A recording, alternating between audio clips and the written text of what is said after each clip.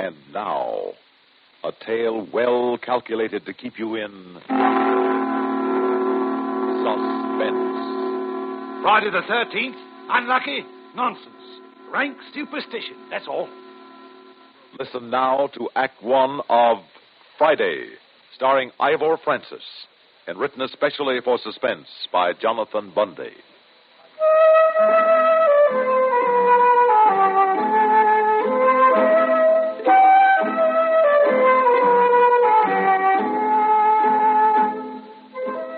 Look at it down there. Most beautiful little harbour this side of Clovelly and Plymouth O.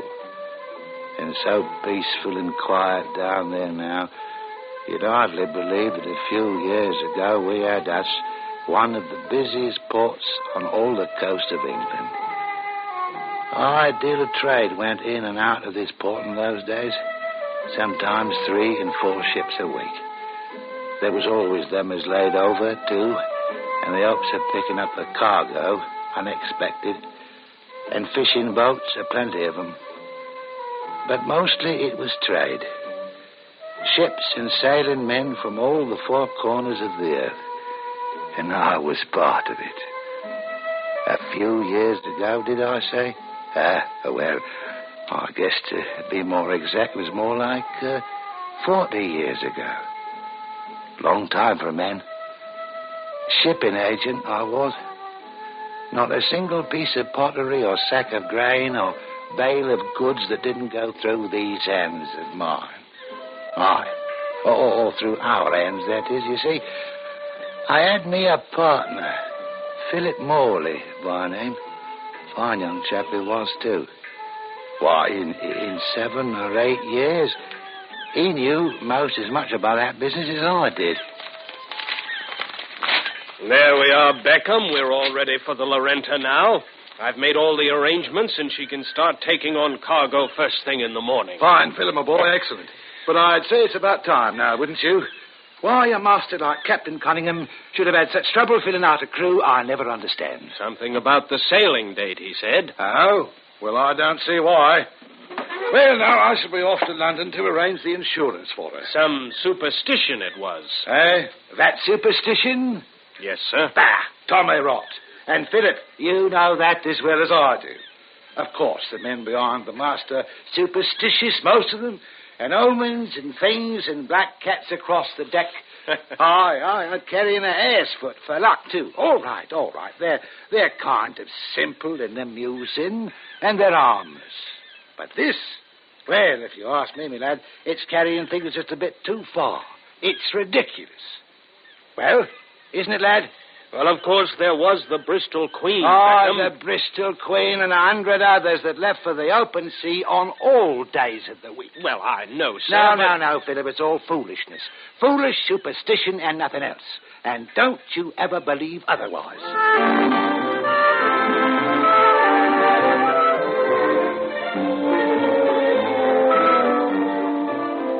So I drove me up to London town, the big insurance exchange.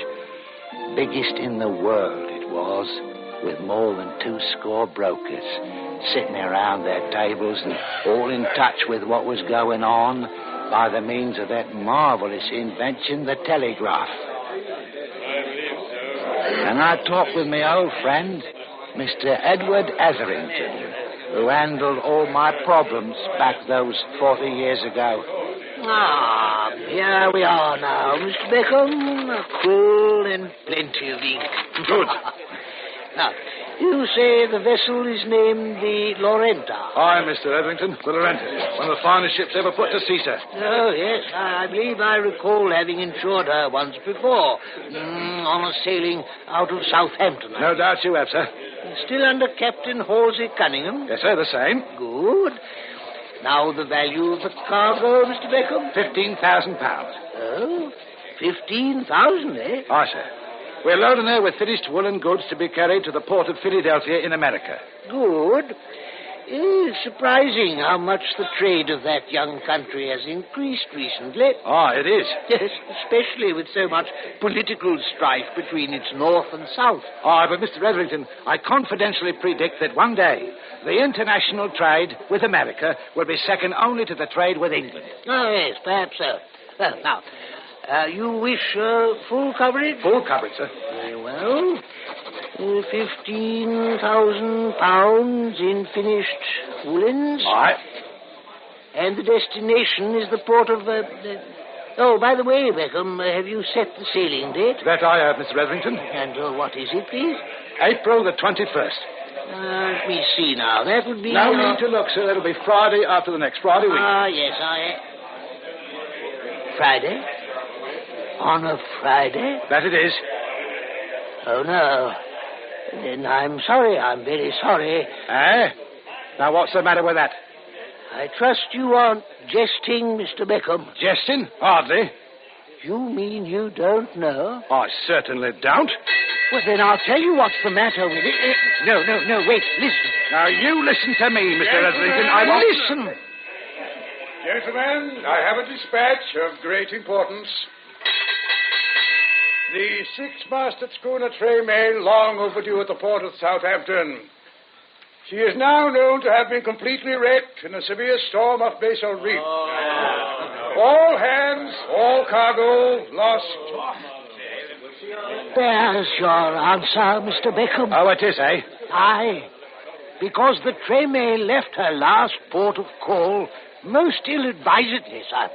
Left her port of call on a Friday. Well, now, don't be absurd, Mr. Etherington. Surely you don't think our sailing on a Friday had anything to do with this? Think, man, I know it did. And so do all the rest of the gentlemen here in the exchange. Now, nonsense. Is it? Then what of the Klemper Hall that foundered in a hurricane off the coast of South America? But that was in... She sailed on a Friday, too. I know, but... And the Marley Kay that perished off the coast of Africa. Look, wait a minute. And the Capricano off the Azores. And the Dorset. Don't you see? The Lee Cambria, the Plymouth Flyer. You name them, there have been dozens of them. All of them sailed on a Friday, Beckham, and they're all at the bottom of the sea. And do you mean to tell me, Mr. Etherington, that you or any other supposedly intelligent person... I tell you, Beckham, there is an unholy curse on Friday sailing. Ah, come on Well, now. ask the sailors. They know it, and most of them, those that have their wits about them, wouldn't sign on for a Friday clearance if their very lives depended on it. Rubbish. Most of the masters of our shipping fleet know it, too. But I suppose you didn't mention a possible Friday sailing to the men of the Lorenta. Of course I did. And they all agreed to it? Yes, every one of them. Well, all but a stupid young midshipman who was easy enough replaced, and one of the galley boys. Well, does that answer your question? No. Can't you understand, sir? Can't you see the disaster you're courting by letting that ship go out on a Friday? No, I cannot. Believe me, sir, I've never heard anything so completely silly in all my life. Silly? Yes, utterly ridiculous. Well, that is not the way the Admiralty feels about it, Beckham. The Admiralty? Aye. And you can mark my words, sir. Before this 12-month is over, there'll be an edict against Friday sailings, a royal edict. Ah, Tommy rot. Now fix up these air papers so I can have my coverage for the Lorenta. Well, will you do it? No, Beckham, not I. Now you look here. Not unless you change that date. Very well. Then I shall have to take my business to someone else. I'm sorry. Not only now, but hereafter. That is up to you. But you mark my word, Edward Etherington. The Lorenta will sail on a Friday, and she'll be living proof of what a fool you've just made of yourself.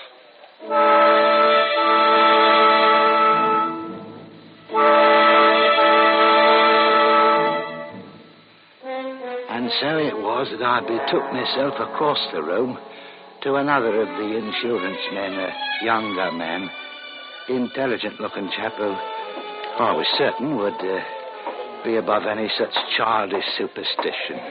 Oh, yes, sir. Beckham's my name, Henry Beckham. What? Oh, yes, of course, Mr. Beckham. I've seen you here many times. My name is Archcroft, sir. Mr. Archcroft. Won't you sit down, please, sir? Thank you.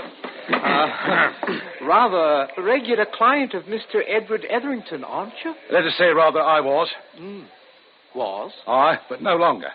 It may surprise you, after all these years of my dealing with Mr. Etherington, but I've now decided to let one of you other gentlemen handle my insurance business. Why, of course, Mr. Beckham. And I give you my word that you'll never regret it. It will be an honor and a privilege to serve as your account, sir. Thank you. And is there anything that I can do for you here and now? There is, today? Mr. Ranscroft, there is. Oh. I need insurance on a cargo and vessel that's sailing to America shortly. Oh, fine, sir. And what is the name of the carrier? The Lorenta. Oh, yes. Good ship, sir. Yes. Captain Halsey Cunningham, I believe. That's right. Mm-hmm. And the cargo, sir? £15,000 worth of finished woolens. £15,000? Oh, yes. Mm-hmm. There we are. And the sailing date, sir? Friday, April the 20th. Friday, sir. That's right. I'm sorry, sir, but I cannot handle it. You... Now, look here, young man. Unless, of course, you change that date.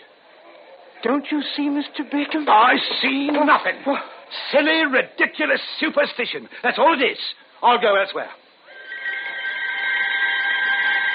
Friday?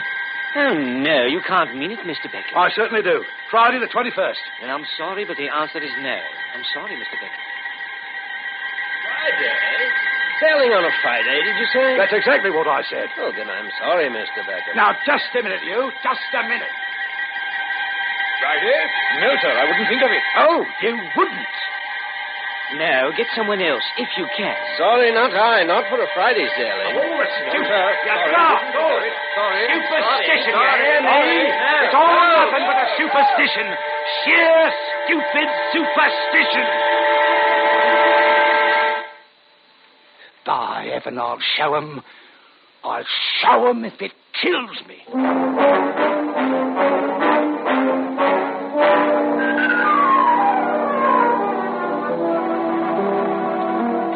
Hard-headed businessmen, they call themselves. But because of this nonsensical belief in a curse on Friday sailings, they turned me down. Well, then, I'll tell you what I did. And I don't deny that by the time I got back here from London, back to all the old familiar things that have been so close to me so many years, well, I don't deny that more than once my determination began to waver a bit, as you might say. But ahead I went with my plan. Beckham, what are you up to, man? Philip, my friend, I'm selling out. I don't understand. I'm selling out to you, Philip. Well, what on earth for? Well, you've done well for Beckham and Morley. You've done well for yourself. That means you've saved enough to buy me out. Yeah, I've seen that. And so I'm selling out to you. But why? Because I have need of cash, a lot of cash. Well, has something gone... No, boy. Nothing's gone wrong. But if you'll buy me out, it'll give me what I need to finance the building of a ship. A ship? Yeah, to prove once and for all the absurdness of this Friday sailing superstition. And anything else of the sort that's connected with Friday. Once and for all. Oh, I see. So if I can have your check, Philip, I'll make arrangements with Mr. McBarskin, the shipbuilder, on, the day after tomorrow. The day... That's Friday. That's right. Friday, as ever was.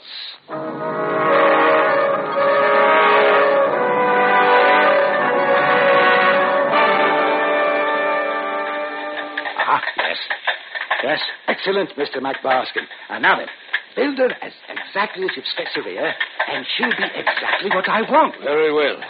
And if I understand you correctly, Mr. Beckham, you'd like me to begin construction right away. Just as soon as possible, provided that you keep to the schedule we discussed. Yes, of course, the schedule. Well, that means we can start a week from today. So if you'll affix your signature to this contract and the date, right here, please. Aye. Henry J. Beckham. And the date, please. Aye. Friday, April the 28th. And so it was. We'd made the contract on Friday, April the 28th. On Friday, May the 5th, began the building of the ship. My ship. And true to his word, Malcolm McBask intended himself to every detail, and like myself, made certain there was no deviation, not by a single day, from the schedule that we had set. The date for laying of the keel was a Friday, and it was met. The frames were begun, the ribs and plating, and the deck structure, the caulking, the finishing, the painting. Every single step in her construction was begun on a Friday. And so it went on, through May and June, July, August, and September, and then finally, on a beautiful morning at the end of September... Oh, she's a beauty, all right. Just wait until they get the canvas on her. That won't be until after this launching. I understand Beckham has done all this by himself. Certainly hopes he proves his point. Hey, here's the pretty girl up there with me. Wait now, they're getting ready. Wait now. All ready now, my dear? Yes, I guess so, Uncle Henry. Very well, then. Now, hold the bottle tightly, and don't worry, when it breaks, the wrapping will keep it from hurting you, you see? So strike it with all your might. But won't it splash all over my nasty dress that you got for me? Oh, well, I'll buy you a dozen more, my dear. All prettier than this one. Now then, all ready now? All ready, I guess. Good. Then speak up loud and clear. Go on, dear. Just the way I told you to. Long may you sail... Oh, yes. Long may you sail the seven seas, good ship. That's right. And long... And long may you prosper, each cargo richer than the last. And may you serve to show to all mankind that the only truth is truth itself. I still don't understand what that means, Uncle Henry. You're doing fine, my dear. Now go right ahead. And now this day... Oh, all right. And now this day, the 22nd day of September, a Friday. That's right. Go on. I christen thee to be known herever after as the good ship Friday.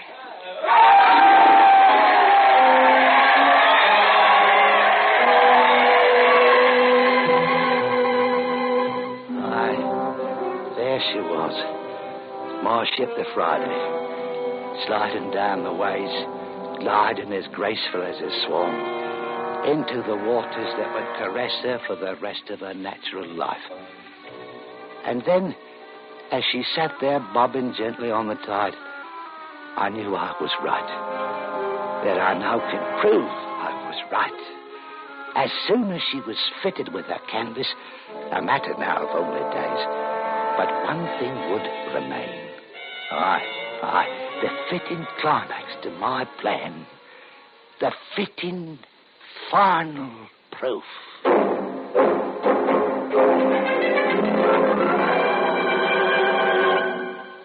In just a moment, the concluding act of Suspense. You know, there's a lot of talk, sensible talk, about driving carefully. But there are times when you shouldn't drive at all. Don't drive when you're drowsy. Pull off the road and rest for a little while. Don't drive when you're angry or upset. People are apt to take out their anger on the car and cause a serious accident. And never drive if you've been drinking. Obeying these don'ts may save your life or someone else's.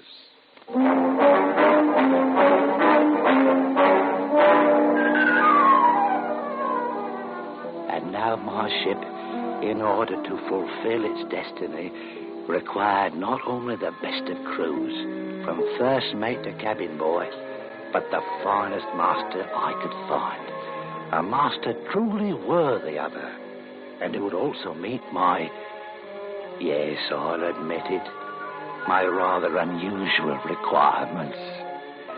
And when I did find him, I knew that he was the man. And let me assure you again, Mr. Beckham, I deem it a privilege to take the command of this fine ship of yours. And I was certain you'd feel that way about it, Captain. Now, as for the sailing date, to begin our maiden voyage. Any time you say, Mr. Beckham, immediately, if you like. Immediately? Aren't you forgetting the schedule? Oh, of course. And always remember this, Captain. Aye, sir. I selected you to be the master of my ship because of your excellent record and reputation. Yes. Thank you, sir. Thank you. But also, and more important, Captain, to prove once and for all the utter fallaciousness of that absurd superstition. Absolutely. Now, you must understand that, Captain. You I see. must understand that, how important that is to me. I do. You must understand that that is my only reason for having undertaken all this and for having selected only you. And I do understand, Mr. Beckham. I do understand. I'm glad you do. I'm glad you do, Captain Friday.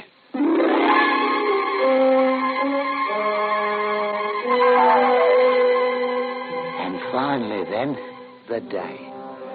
And there she was, my fine new ship, the Friday, conceived on a Friday, built on a pattern of Fridays, christened and launched on a Friday, under the command of Captain Friday.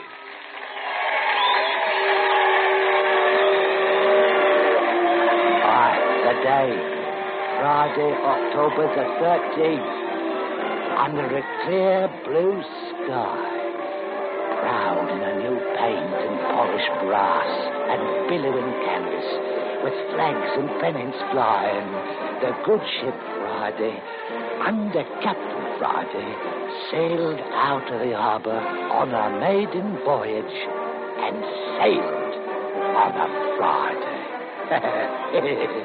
Thousands of people who'd heard of her and what she meant.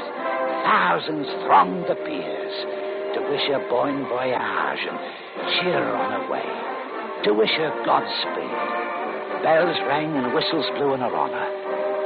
In my honor, for here at last was living proof beyond the shadow of a doubt, that the silly, ridiculous, childish superstition about Friday being unlucky was indeed a superstition and nothing else. I'd staked my everything on her, all my money, yes, almost my soul. And now, before the doubters, before the world, I'd proved that I was right. I'd won.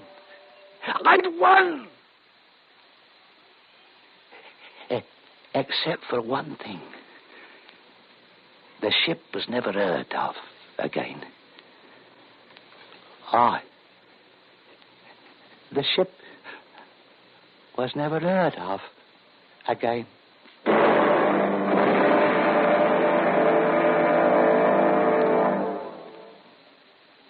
Suspense. You've been listening to Friday, starring Ivor Francis, and written especially for Suspense by Jonathan Bundy.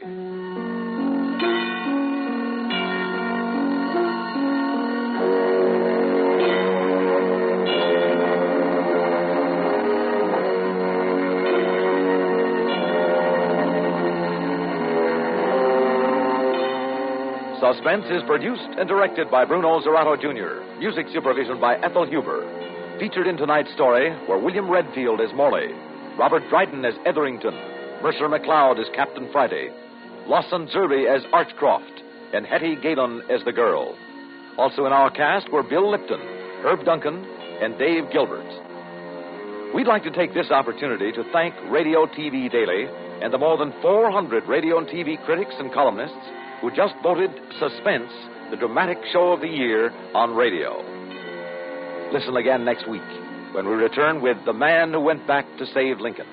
Another tale well calculated to keep you in suspense. Heavenly Days, it's Richard Hayes, Monday through Fridays on the CBS Radio Network.